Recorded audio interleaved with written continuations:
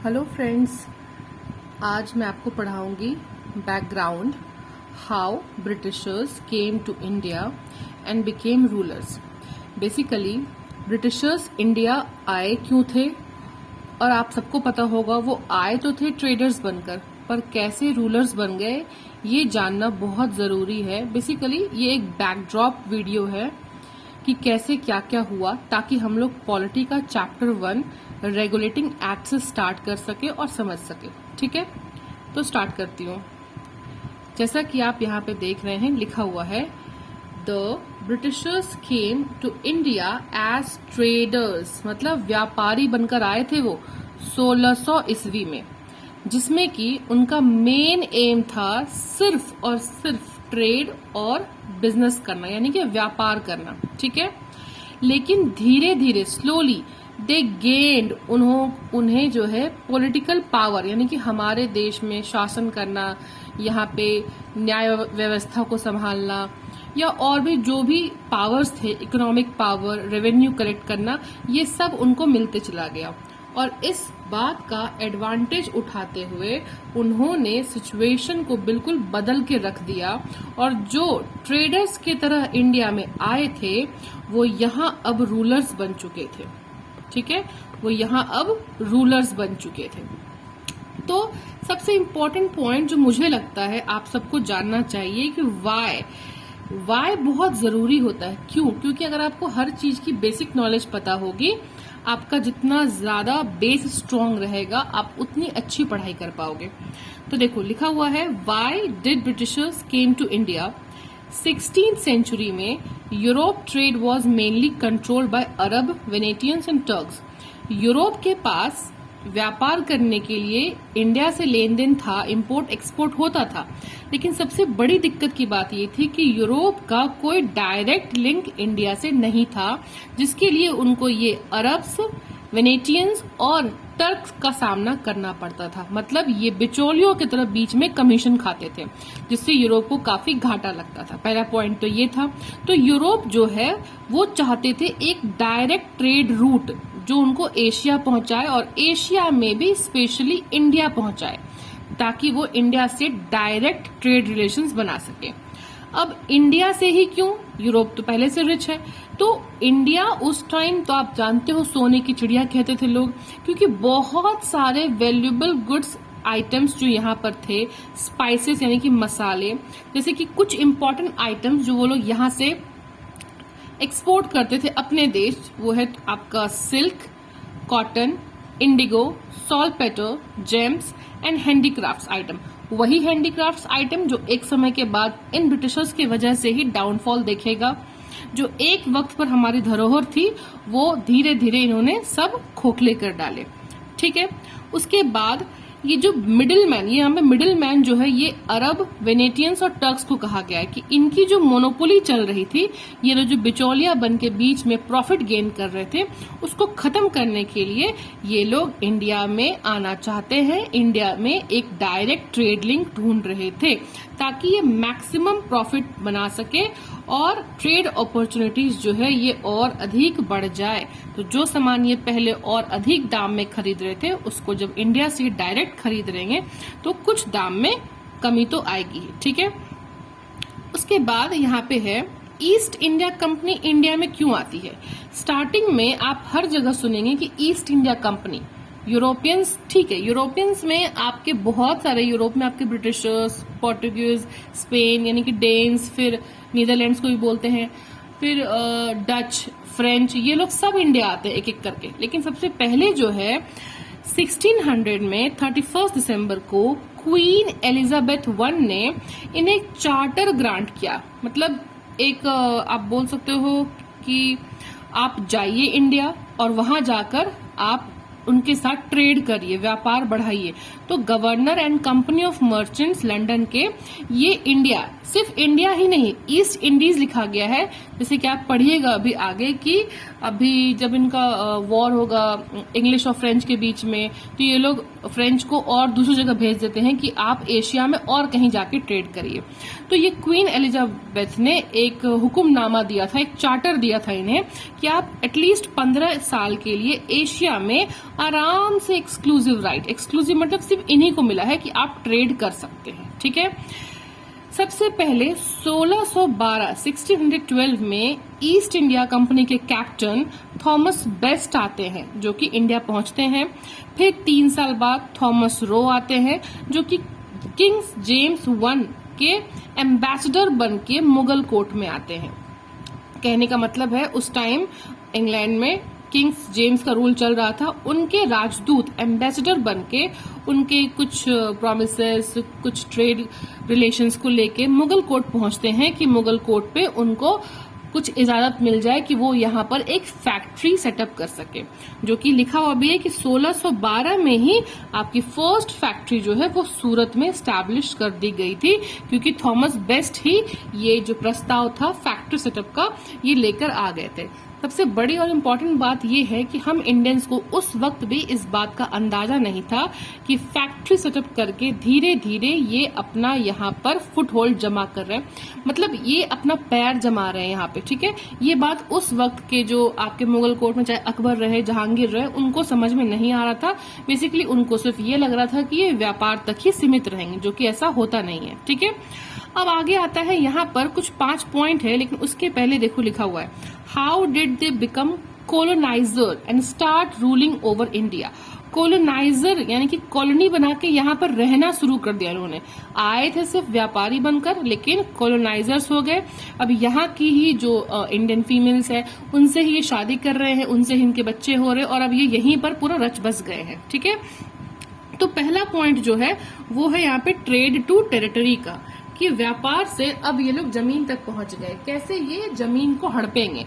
Initially the British came for trade only, but gradually they established factories, got privileges from Indian rulers and expanded their influence. तो लिखा हुआ है कि शुरुआत में तो बस ये ट्रेडर्स के रूप में ही आए थे, ग्रेजुअली का मतलब धीरे धीरे इन्होंने फैक्ट्री सेटअप किया, और उस वक्त के इंडियन रूलर्स भी आई डोंट नो वो ये बात समझ नहीं पाए कि या फिर ब्रिटिशर्स ने उन्हें धोखे में रखा। इंडियन रूलर्स ने भी इन्हें काफी प्रिविलेजेस दिए हैं, आपने अभी पढ़ा होगा या फिर अभी आप जानोगे, और दीवानी राइट्स के बारे में जो कि 1765 में इनको मिलता है।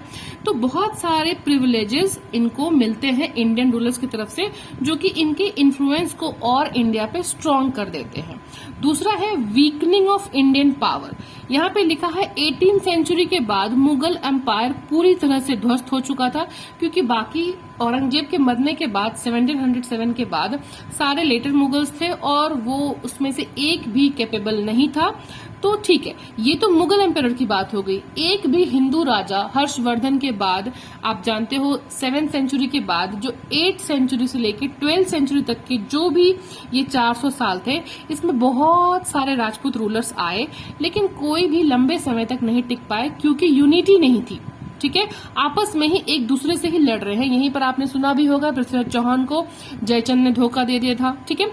तो बैक टू द पॉइंट, यहाँ पे लिखा हुआ है कि रीजनल किंगडम्स जो कि बंगाल, अवध, हैदराबाद, मैसूर, मराठा, ये सब आपस में ही लड़ रहे थे। तो जब आप आपस में ही लड़ोगे तो आपने कहानी सुनी होगी कि 2 बिल्ली बस लड़ रही थी और बंदर रोटी लेके चला गया। तो यहाँ पे वो 2 बिल्ली नहीं बल्कि बहुत सारी बिल्लियां हैं जो आपस में ही लड़ रहे हैं गद्दी के लिए, और ये गद्दी किसी और को ही मिल जाएगी। तो ब्रिटिशर्स ने डिटेक्ट कर लिया कि इंडिया पे अगर रूल करना है तो इन्हें डिवाइड करो, क्योंकि पहले से ही काफी ज्यादा एनमिटी है, काफी ज्यादा एक दूसरे को लोग नापसंद करते हैं। तो क्यों ना इसका एडवांटेज उठाया जाए और एक दूसरे के अगेंस्ट ही इनको खड़ा कर दिया जाए, जिससे ब्रिटिशर्स का कंट्रोल बढ़ जाएगा। चौथा पॉइंट है कि इनके पास सुपीरियर मिलिट्री टेक्नोलॉजी थी, ठीक है। आपने बाहुबली में देखा होगा, युद्ध तो बड़ा अच्छा दिखाया गया है, लेकिन उस वक्त भी हम लोग जो है काफी पुराने टाइप के जो बेसिकली आप बोल सकते हो हथियार जो भी यूज कर रहे थे, काफी ओल्ड फैशन दिखाए गए। लेकिन उस टाइम पे ब्रिटिशर्स ने गन पाउडर बना लिया था, वो लोग गन्स का इस्तेमाल कर रहे थे, और हम लोग उस टाइम भी एलिफेंट्स पे ही वॉर लड़ रहे थे। तो ऑब्वियस सी बात है, मॉडर्न वेपन्स हमारे पास नहीं था, बेटर ट्रेनिंग नहीं था, डिसिप्लिन नहीं थी, नेवी के बारे में तो आइडिया ही नहीं था, ठीक है।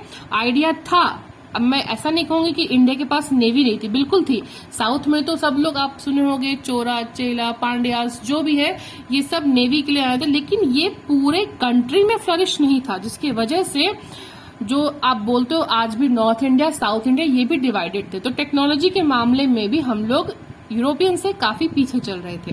पांचवा पॉइंट है, ये सबके वजह से इकोनॉमिक एक्सप्लॉयटेशन होता है, क्योंकि उन्होंने इंडियन रिसोर्सेज को लूटा, ठीक है, अनफेयर ट्रेड प्रैक्टिसेस किए, यहाँ के जो वैल्यूएबल गुड्स हैं उसको कम दाम पे यहाँ पे खरीदा और अधिक दाम पे बेचा, हेवी टैक्सेशंस लगाए, इंडस्ट्री सेटअप किए, और यहाँ तक कि लेटली इन्होंने एग्रीकल्चर पे भी कंट्रोल कर ही लिया, जो आपने आगे पढ़ना है कि इंडिगो उगाओ, ओपियम उगाओ, मतलब ऐसे क्रॉप्स अब ग्रो करने पड़ रहे थे यहाँ के फार्मर्स को, जिससे फसल जो है वो तो खराब थी ही, जो आपकी जमीन है वो भी खराब हुई, तो यानी कि पैसा का हर स्रोत जो है वो हड़प लिया गया। तो ये 5 पॉइंट्स हो गए। अब 5 इंपॉर्टेंट इवेंट्स को अगर हम फटाफट पढ़ें तो ये 5 इवेंट्स बहुत इंपॉर्टेंट है। पहला है आपका बैटल ऑफ प्लासी, जो कि 1757 में हुआ था। डेट्स याद रखना बहुत जरूरी है, क्योंकि इसमें सिराजुद्दौला को इन्होंने हरा दिया था और बंगाल पे अब डायरेक्ट कंट्रोल ब्रिटिशर्स का हो गया था। जस्ट उसके बाद होता है बैटल ऑफ बक्सर। ये और इम्पोर्टेंट था क्योंकि इन्होंने यहाँ पे बंगाल, अवध और साथ में मुगल एम्पायर को भी इनडायरेक्टली हरा दिया था। इनडायरेक्टली इसलिए बोल रही हूँ क्योंकि कोई डायरेक्ट वॉर नहीं हुआ था मुगल एम्पायर और ब्रिटिशर्स के बीच में। मुगल एम्पायर अवध और बंगाल के साथ मिलकर लड़ रहे थे, तो अगर बंगाल और अवध की हार होती है तो ऑब्वियस सी बात है मुगल एम्पायर की भी हार होती है। तो बैटल ऑफ बक्सर से इन्हें एक शह मिल जाती है कि अगर हम मुगल एम्पायर तक को डिफीट कर सकते हैं तो क्यों ना हम दिल्ली पे ही कब्जा कर लें। और जस्ट इसके 1 साल बाद एक और बहुत बड़ा ब्लंडर होता है कि इन ब्रिटिशर्स को दीवानी राइट्स दे दी जाती है। दीवानी राइट्स का मतलब होता है कि अब इनके पास अधिकार है कि ये बंगाल, बिहार और उड़ीसा से जितना चाहे उतना रेवेन्यू कलेक्ट कर सकते हैं, उतना टैक्स कलेक्ट कर सकते हैं। टैक्स कौन भरेगा? लोकल पीपल, अगेन फार्मर्स, तो इनके ऊपर बर्डन आने वाला है। सब्सिडरी अलायंस और डॉक्ट्रिन ऑफ लैप्स, ये 2 बहुत बड़े एक ऐसे पॉलिसी थे जो कि इंडिया को बिल्कुल खोखला कर गए। सब्सिडरी अलायंस का मतलब ये था कि इंडियन रूलर्स को 2 ऑप्शन दिए जाते थे कि या तो आप मेरे अंदर आ जाइए, मतलब मुझे अपना ओवरलॉर्ड मान लीजिए और सारे फैसले मेरे अंदर रहकर आपको लेने पड़ेंगे। अगर आपको किसी और राजा से लड़ना भी है तो आपको पहले ब्रिटिशर्स से जो है इजाजत लेनी पड़ेगी। उनके पॉलिसीज के अंदर ही किंग और क्वीन बनकर आप बैठ सकते हैं, ठीक है। राजा अगर चाहते तो उस टाइम युद्ध कर सकते थे, लेकिन वो ये बात समझ चुके थे कि टेक्नोलॉजी के मामले में और मिलिट्री के मामले में हम लोग काफी बहुत पीछे थे, ठीक है। हमारे पास उतना स्ट्रांग मिलिट्री नहीं था उस वक्त, तो उन्होंने सोचा कि इससे अच्छा है कि हम अपने ही घर में कम से कम इज्जत से राजा या रानी बनकर रूल करते हैं। तो सब्सिडरी अलायंस उन्होंने एक्सेप्ट कर लिया, ठीक है। उसके बाद है डॉक्ट्रिन ऑफ लैप्स, ये डलहौसी ने पास किया था, ठीक है। इसमें इंपॉर्टेंट क्या है कि अगर किसी राजा का अपना खुद का पुत्र नहीं है, अपना खुद का बेटा नहीं है, तो उसके पूरे टेरिटरी को डायरेक्टली ब्रिटिशर्स को पास ऑन कर दिया जाएगा। सबसे बड़ी गलती यहाँ पे ये है, आपने सुना होगा झांसी की रानी, इसी की ये डॉक्ट्रिन ऑफ लैप्स की वजह से ही और फेमस हुई, ठीक है, क्योंकि उन्होंने अपने झांसी देने से मना कर दिया। दत्तक पुत्र मतलब अडॉप्टेड वंस को ब्रिटिशर्स ने माना ही नहीं नेचुरल हायर, ठीक है। और इसकी वजह से आप यहाँ पे भी देखोगे, ऐसा नहीं था कि राजाओं के पास बेटे नहीं थे, बल्कि आपस में ही यूनिटी नहीं थी। तो जो पैटर्नल अंकल्स या मैटरनल अंकल्स हुआ करते थे, वो लोग ही कुछ न कुछ कॉन्स्पिरेसी करके जो यंग प्रिंस हुआ करते थे उस वक्त उनको मरवा दिया जाता था, ताकि राजा के पास कोई नेचुरल हायर्स बचे ही नहीं, ठीक है। तो ये 5 बेसिक इवेंट्स हैं जो कि ब्रिटिश रूल को बहुत ही स्ट्रांग बना देते हैं इंडिया में। इसका रिजल्ट क्या हुआ कि जो ब्रिटिशर्स हैं अब वो ट्रेडर नहीं बल्कि पॉलिटिकल मास्टर्स बन गए। ग्रेजुअली, मतलब धीरे धीरे इंडिया में उन्होंने अपना रूल स्टैब्लिश कर लिया। और मिड 19th सेंचुरी, आप याद रखना, जब 19th सेंचुरी बोल रहा है मतलब वो 1800 से लेके 1900 तक की बात कर रहा है, और मिड 19th सेंचुरी मतलब वो 1850s की बात कर रहा है। ऑलमोस्ट लगभग आधा से अधिक इंडिया ब्रिटिश के कंट्रोल में आ चुका था, ठीक है। अब लास्ट कुछ इंपॉर्टेंट पॉइंट्स है, की रीजंस कि किस वजह से आखिर ब्रिटिश को सक्सेस मिला। तो पहला पॉइंट है, यहाँ पे बता चुकी हूँ पहले भी, डिसयूनिटी, हमारे अंदर एकता नाम की चीज ही नहीं है, आपस में ही लड़ते रहते हैं। सुपीरियर मिलिट्री टेक्नोलॉजी ब्रिटिशर्स के पास थे। इकोनॉमिक एक्सप्लॉयटेशन, अब टैक्स लगा रहे हैं, मनमाने ढंग से रेवेन्यू कलेक्ट कर रहे हैं, ठीक है। Diplomacy, deceit and broken promises. Diplomacy मतलब एक राजा के साथ अलग प्रॉमिस, एक राजा के साथ अलग प्रॉमिस, और बाद में फिर उन दोनों के बीच में ही डिवीजन करवा देना। डिसीट, धोखा देना, प्रोमिसेस आराम से ये लोग तोड़ देते थे।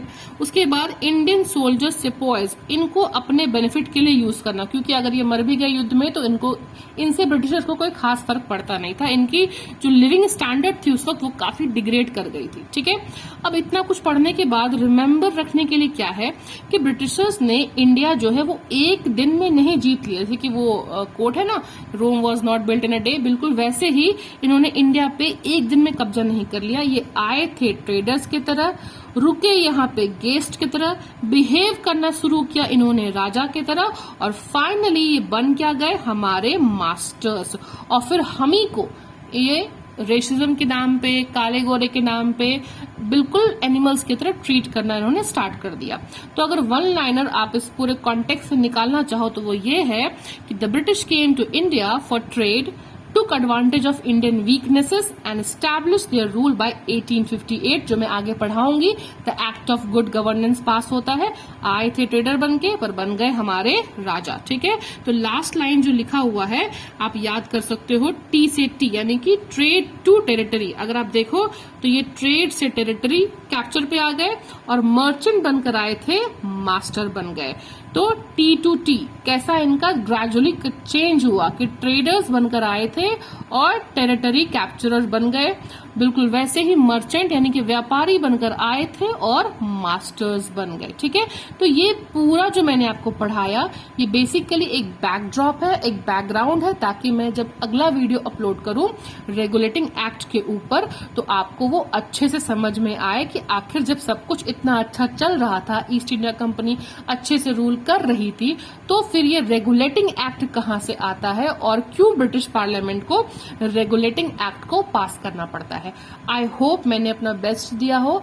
अगर आपको कोई भी क्वेरी हो या फिर कुछ मैंने गलत बोल दिया हो तो आई एम सॉरी, क्योंकि ये मेरा अभी स्टार्टिंग फेज है, मैं कोशिश कर रही हूँ।